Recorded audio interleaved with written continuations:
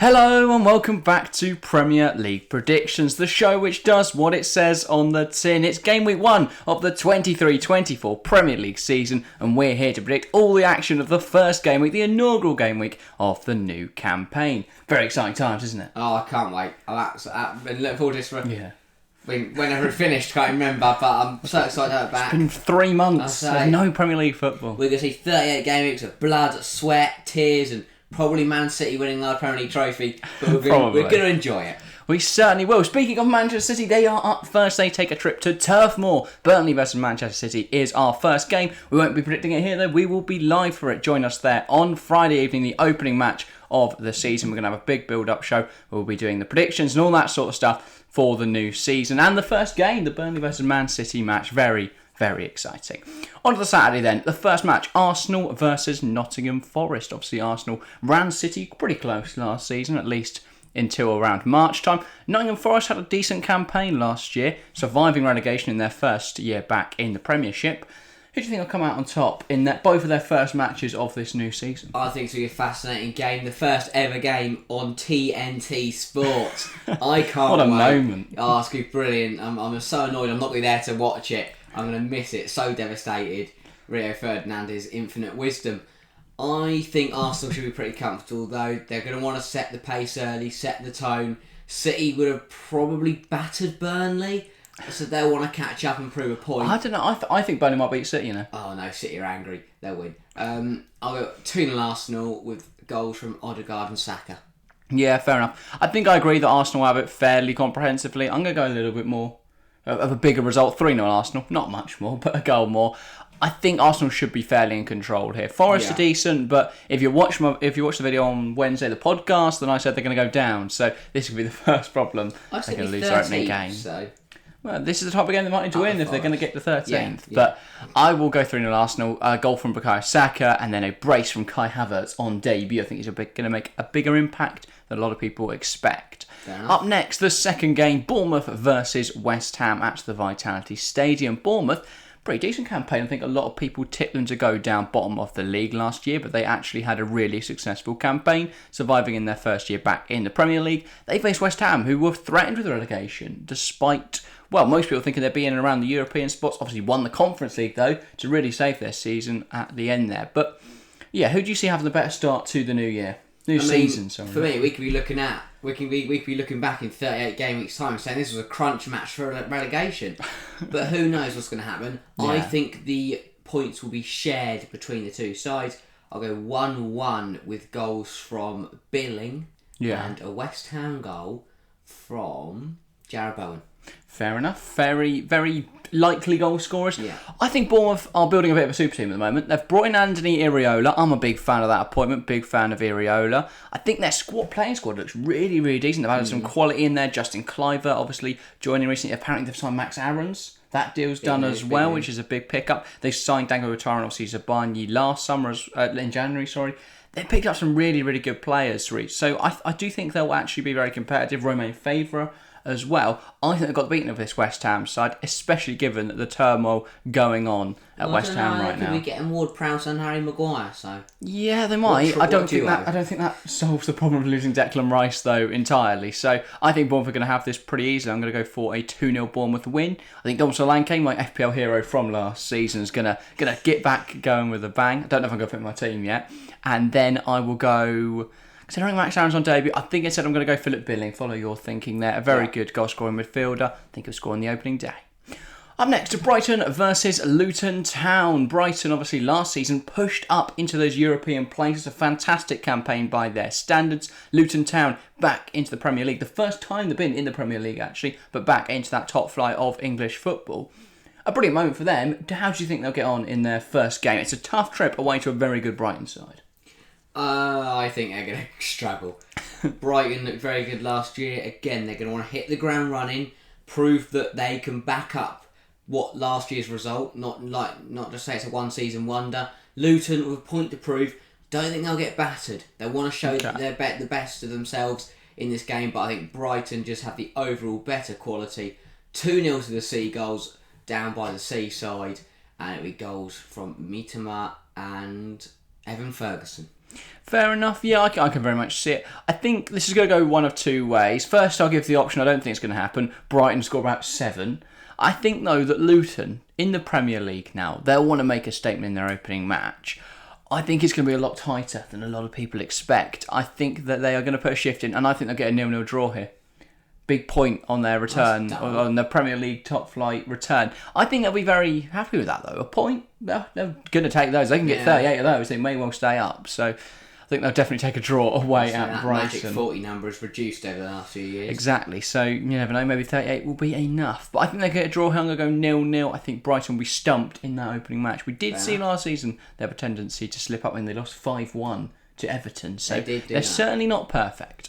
Up next, speaking of Everton, they welcome Fulham to Goodison Park in their first match of the 23-24 campaign. Everton, well, they were in another brush with relegation, but just about survived on the final day. Fulham, tipped by many to go straight back down, actually ended up finishing near the top half. I believe it was 11th place in the end. So a very good season for Fulham, not so good season for Everton. However, Fulham, a lot of problems over the summer, faced both of the possibility of both Mitrovic and Silva leaving, but they have decided to stay now.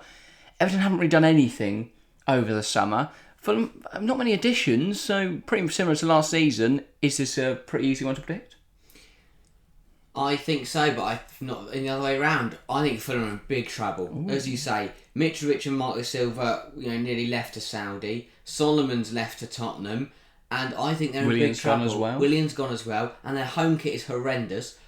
You can't keep making it about their kits. I think Goodison Park is going to be absolutely bouncing. Opening day fever. That is going to be so loud. The atmosphere is going to be absolutely electric in there. Sean Dyche's merry men. I think they're going to prove a point, and Fulham are going to be absolutely trounced. 4-0 Everton with Calvert-Lewin double, McNeil goal, and a goal on debut for Danjuma. Fair enough. I quite believe it. I think, though, whatever party there is at Goodison Park is going to be sport very early on. I'm going to go 1-0 Fulham, and Alexander Mitrovic goal to prove he's still got it, despite the fact there was rumours linking him with a move away from the club. I still think he's a magical footballer. I think he's going to come back and get, back where he's left off, really. Another goal for Mitrovic. Up next, we've got Premier League, returners Sheffield United as they welcome Crystal Palace to Bramall Lane in their opening game. Sheffield United got up last season in a very, very good campaign in the Championship. However, over the summer, their side has been looted. They've got not a lot of investment from their owners, and they've lost their key players like Iliman Ndiaye, like Sander Berge, and of course James McAtee not re-signing on a loan. Crystal Palace, on the other hand, a great window so far for them. Look close to securing the signature, or the capture, I should say, of Lewis Hall on loan. I think that's a great addition, and a couple other little additions here and there, and so far they've held on to Eze and Elise, so they put themselves in good stead. Do you think they'll get a big away victory here? Easy one for me once again. This is going to be a game that is going to show the red flags for Sheffield United early on. Opening day, you want to prove a point, you're at home as well, so your home fans will be behind you, but I think it'll be the away fans with the last laugh, and it'll be Sheffield United fans in tears and tatters. Tatters, they're going to get ripped up. 5-1 Palace. Wow. Fair enough. I think Palace are going to take complete control. Roy Hodgson is going to be cooking up a masterful meal this season. Fair enough, yeah. Palace goals from Eze, Elise, Lerma rocket on debut, Mark Gurhey header, and a goal for Edouard. Fair enough. Odsonne Edouard, not Edouard. And a Sheffield United consolation from... Oh dear, who plays Sheffield United? Ollie McBurney. Fair enough. I actually think Sheffield United may well nick it here. I think on the opening day, they're at home, the crowd are going to be behind them. Remember back to Brentford last year, potentially even Burnley on Friday night as well. They've got the home crowd behind them, they've got the belief now they're back in the Premier League. I think despite all the turmoil, they're going to want to get a big 3 points on the board, and I think they will get that. I think it'll be a 2-1 win for Sheffield United. Sheffield United will open the scoring. I think it will be, trying to remember all the Sheffield United players that can possibly score. I think Jamal Lowe, does he play for them? I believe he plays for them. I might be massively wrong. Apologies, Sheffield United fans. We looked for their squad 2 weeks ago. We did, but there was no standout players really. I think he'll score. No, actually, I'll go Osborne, the wing back, to score. I think he'll get an early goal. Crystal Palace will draw level through Eze, and then Ahmed Hodzic from a corner. I think he's a bit of a unit, a bit of a weapon from set pieces. So I think he'll get one of those and get a big 3 points for Sheffield United on their first game.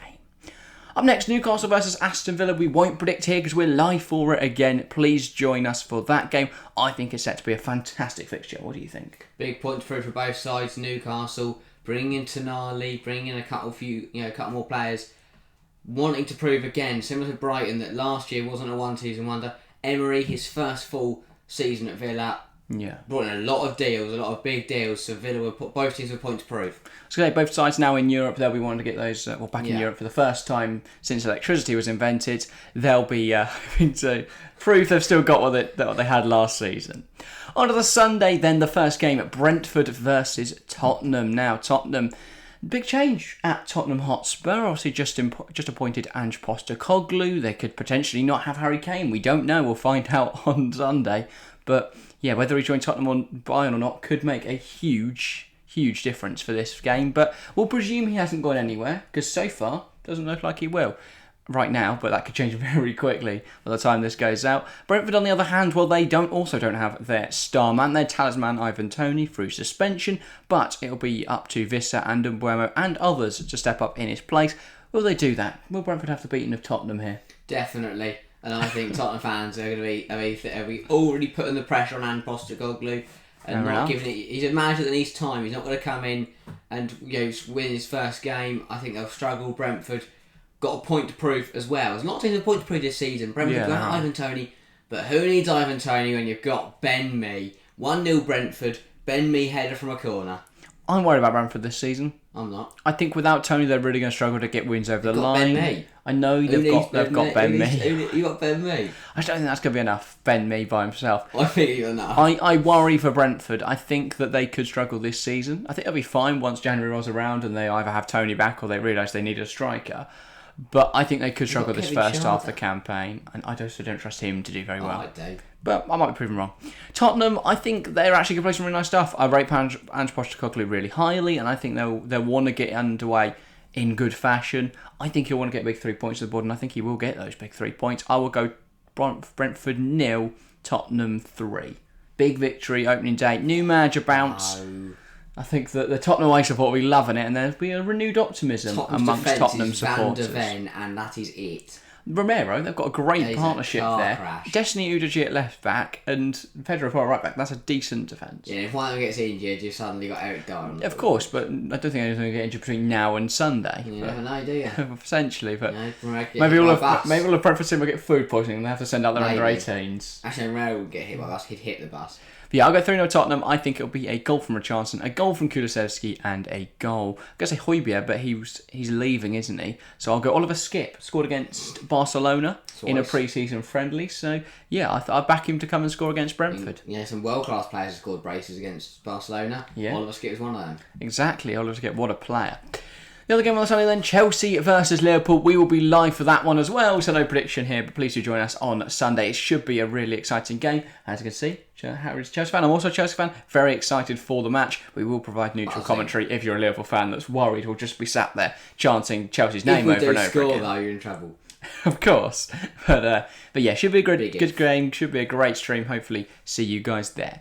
On to the Monday then, the last match of this game week. Manchester United kick off their season with a game against Wolves right at Old Trafford. Should be an interesting one.